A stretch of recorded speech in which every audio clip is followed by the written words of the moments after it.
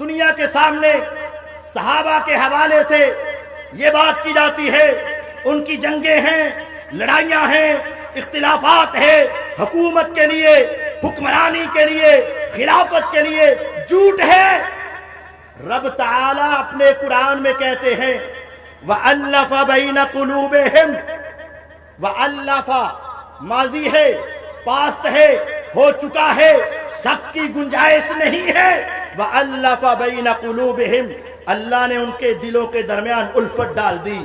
لو انفقت ما فی الارض جميعا، اے محمد صلی اللہ علیہ وسلم، ہاں پہلے ان کے آپس میں اختلافات تھے، جس کا باپ، جس کا بیٹا، جس کا بھائی، جس کا چچا، جس کا تایا بدر میں، احد میں کٹ گیا، وہ کیسے ان کو مانتا؟ لیکن میرے رب نے کہا لو انفقت ما فی الارض جميعا، اے پیغمبر علیہ السلام آپ زمین و آسمان کی ساری چیزیں بھی ان کو دے دیتے، کبھی ان کے دلوں میں اتفاق پیدا نہ ہوتا۔